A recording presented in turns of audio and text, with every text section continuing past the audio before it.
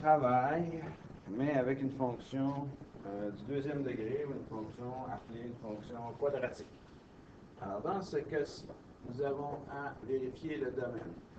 Puisque nous n'avons pas de point ici et que nous avons une fonction de ce type-là, on peut dire que ça monte comme ça jusqu'à l'infini, ça va s'en aller comme ça jusqu'à l'infini. Donc, on va monter éternellement.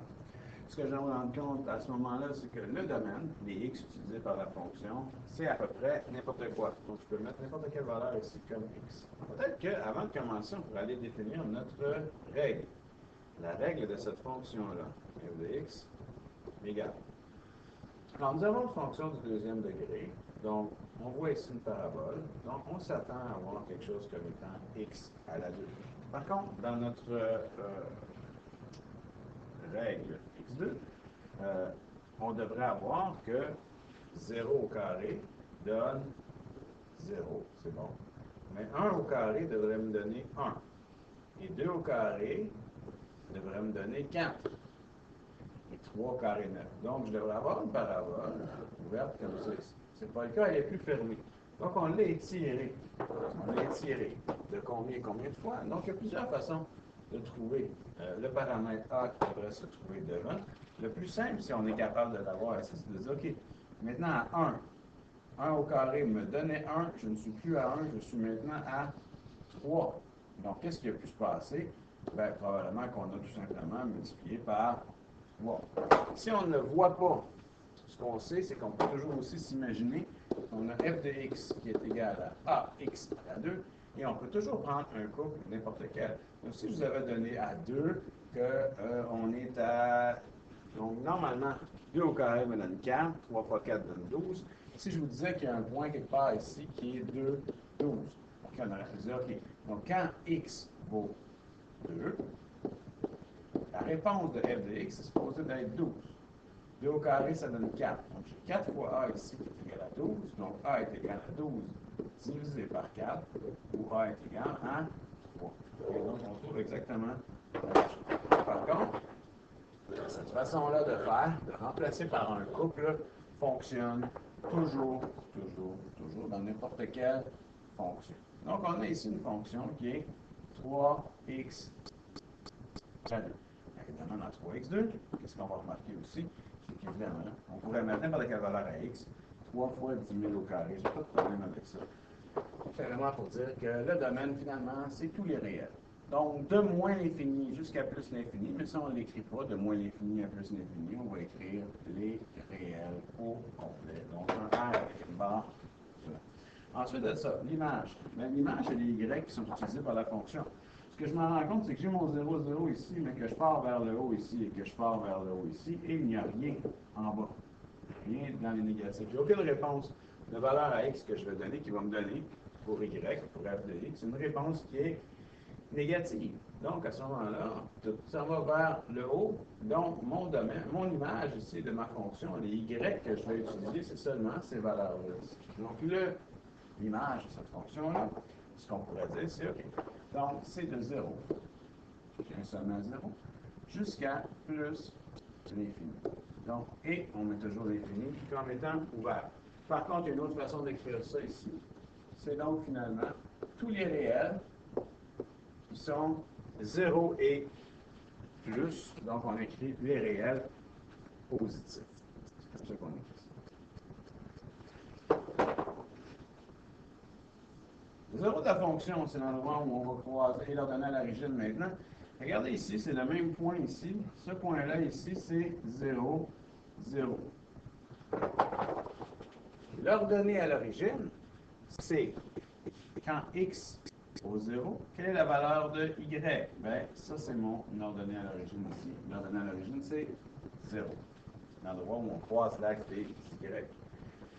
Dans mon couple 0, 0, l'autre 0, celui-là, c'est la valeur de x qui me donne comme réponse 0. Donc, ça ici, celui-là, c'est mon abscisse à l'origine ou le 0 de ma fonction qui est aussi égal à 0. Extrêmement Ben, extrêmement, ici, c'est donc minimum et maximum. On s'en va jusqu'à l'infini par là, donc il n'y a pas de maximum dans cette fonction-là. Par contre, on a une valeur minimum ici.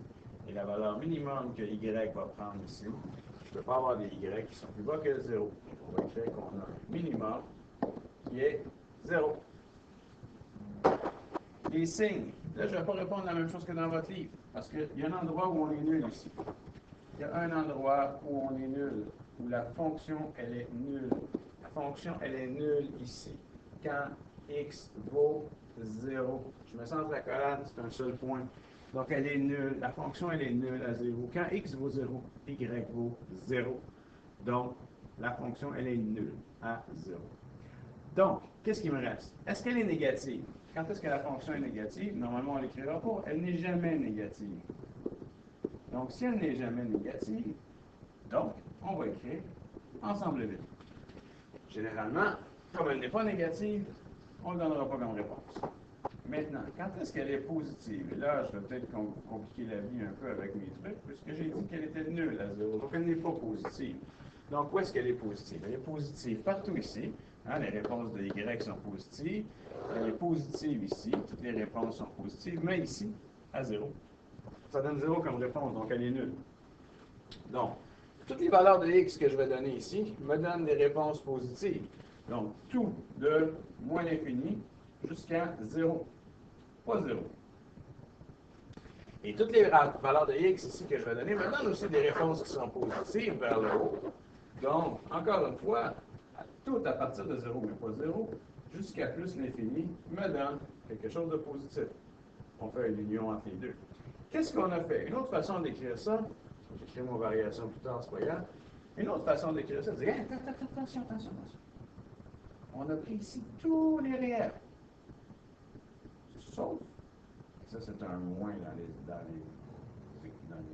ensembles, tout sauf l'élément 0. Donc on peut enlever l'élément 0. Et il y a une autre façon d'écrire ça aussi. Une autre façon d'écrire la même chose.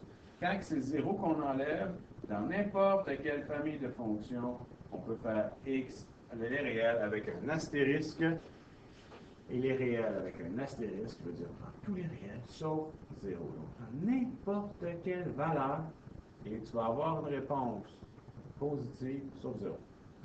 Les trois réponses qui sont là sont équivalentes. Le moins l'infini à 0 ouvert en union avec 0 ouvert à l'infini, c'est la même chose que de prendre tous les réels et d'enlever 0. Ou de prendre tous les réels. Et comme c'est 0 qu'on enlève ici, comme c'est 0 qu'on enlève, il y a une façon de le dire, c'est avec un astérisque. Si j'avais pris tous les réels sauf 8, par exemple, ben, j'aurais pas d'autres symboles que d'utiliser cette façon-là ici. Mais ici, c'est le 0 qu'on enlève. Donc, peut-être un petit peu compliqué. Si vous regardez dans votre livre, il va dire que c'est positif sur les réels au complet. Donc, je ne vais pas commencer à être pointilleux sur cette chose-là. Maintenant qu'à vous le montrer, j'ai mon temps pour s'entendre là-dessus. Et pour être vraiment équitable et vraiment parler des bonnes choses, on pourrait dire ici, quand est-ce que la fonction est égale à 0? Ben, c'est au moment où x vaut 0.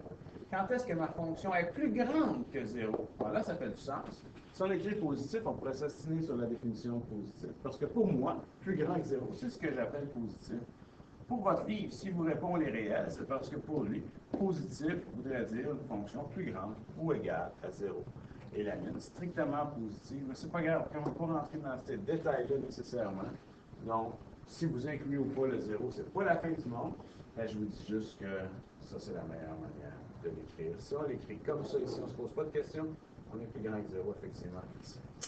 La variation, vous allez voir que cette fonction-là, ça va être assez simple. Maintenant, la première partie qu'on a, si je reviens voir mon graphique ici, la première section, la première branche que j'ai est une fonction qui est décroissante, qui s'en va vers le bas, parce que je suis toujours mes x de gauche à droite. La deuxième section vers le haut, c'est croissant. Donc, ce qu'on va retrouver ici, ce qu'on va retrouver au niveau de la variation. Je reprends ma variation ici. La variation, la fonction, elle est croissante. Croissante. Attention, c'est la deuxième partie ici. Croissante. Quand mes x, si je veux partir avec cette portion-là ici, je veux partir avec ça pour que je prenne mes x de 0 jusqu'à l'infini, la partie à droite. Donc, elles seront croissantes de, et là ici, 0 fermé à plus l'infini. Vous savez, un point tout seul, le sommet ici dans la variation, un point tout seul n'est pas ni croissant ni décroissant, ça dépend avec qui on le regarde. Donc mon sommet, si je le regarde avec ceux qui sont à droite, ben, ça monte tout le temps. Donc c'est pour ça que je peux l'inclure dans la croissance. Et ma fonction va être décroissante maintenant. Dans la partie de gauche, on est décroissant. Donc, de moins l'infini jusqu'à 0. Et le 0, je peux le fermer aussi. Ce qui va faire partie aussi de cette branche-là qui descend ici de mon intervalle de décroissance. Donc, vous avez ici, en fait, un exemple d'une étude d'une fonction du deuxième degré. Je sais que c'est rapide, mais vous pouvez regarder une autre fois et il n'y a pas de problème avec ça. Ça va?